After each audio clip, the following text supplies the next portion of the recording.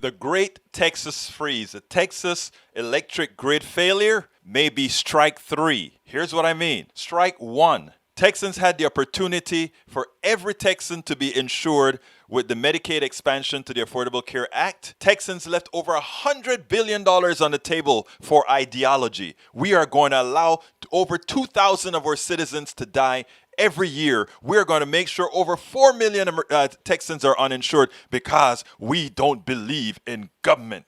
And we don't want government involved. It would have been free for 3 years and 10% thereafter. Strike number 2, COVID comes and Texans make believe it's just the flu.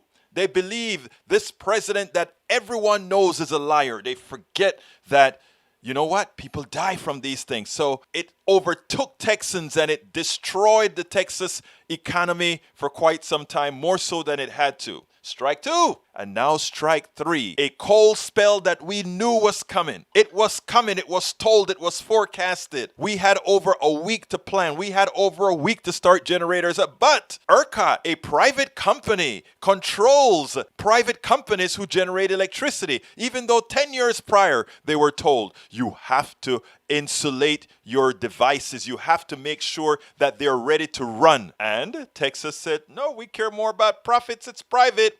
And we get off of the entire country's grid because we don't want the Fed government telling us what to do. So we make sure and keep most of our electrical system inside of Texas all by its lonesome. Now the federal government can't tell us what to do, and we control our power. So we have laissez-faire power, where at one time this week it went to over $9,000 a megawatt, something that normally is under $9 a megawatt.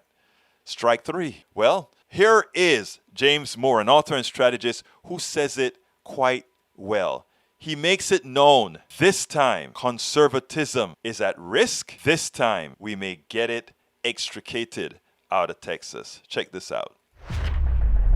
Jim, your reaction to Ted Cruz's short-lived trip to Mexico, is this part of a bigger problem with Texas leadership? It's certainly part of a problem with Ted Cruz, Stephanie. I think the misunderstanding most people have about this guy is that he did not make a mistake in judgment. He was simply being Ted Cruz. What he was concerned about was perception, not the morality, not the reality of the fact that he was abandoning his state. As people are burning their furniture, they're standing out in line in sub-freezing temperatures, waiting to get buckets of water to take home. There are people filling up their dinnerware and their Tupperware with snow to flush their toilets. And there are people literally dying here, and he's worried about the perception. The misunderstanding of Ted Cruz and what he is in Texas is that he didn't think about this at all. He didn't think about how can I help, what can I do for my state. Can I facilitate things with FEMA? Can I talk to people and help Washington better understand what is needed down here?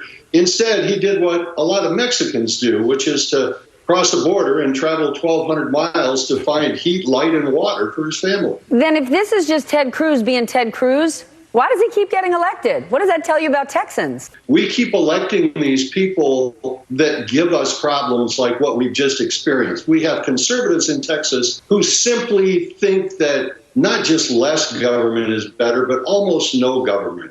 In fact, the governor today is complaining about ERCOT, the Electric Reliability Council of Texas, which screwed up the entire grid when the storm hit. And he's talking about reforming it and fixing it, but he's culpable in this thing. He has known for years that the grid has not been hardened against catastrophic weather events. There were recommendations about 10 years ago that the grid and the generating plants be upgraded in a way that would protect them from huge weather events like storms and freezes of this nature, and they ignored it because we have our own grid. We are not susceptible to federal regulations because we contain it within inside of our borders.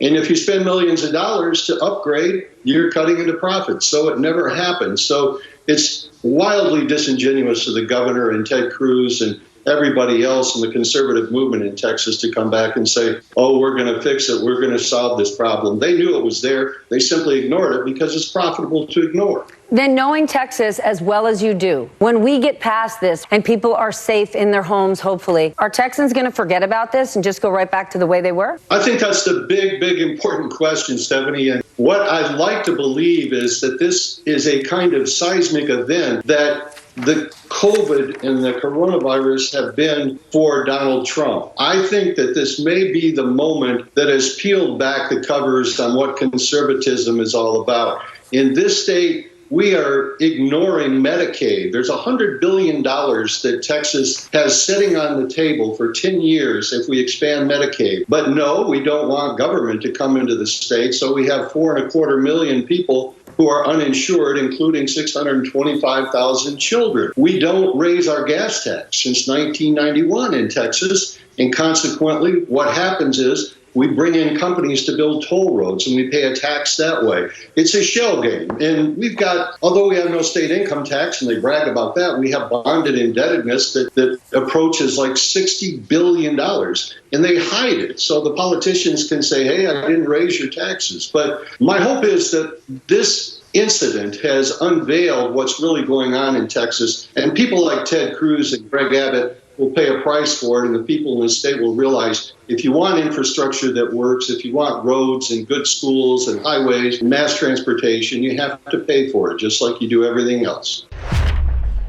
Now, James Moore was kind. He called it a shell game. I call it a fraud. It is, in fact, a fraud, and he means a fraud. He explained the fraud. We say, oh, we don't raise your gas tax. We don't raise the taxes that's needed to keep our roads up. But we bring in toll roads, some of them owned by foreign companies, and they collect a tax, right? The toll for the road that you're going to use is a tax. So it's not the government taking your money. It's the toll road private company taking your money, which means that some of that money goes into their pockets, as opposed to if the government build the darn roads and charge the taxes, it would be that much cheaper because there would be no shareholder to pay, there would be no profits to make, there would be no bonuses for executives, etc. It's the same thing with healthcare as well. Oh, we don't want the government in here because we want to run any kind of laissez-faire medical system where we can have private companies come in and gouge you. You bring the government in here, as people start to see how efficient it is, they shy away from the wants of private insurance companies and want better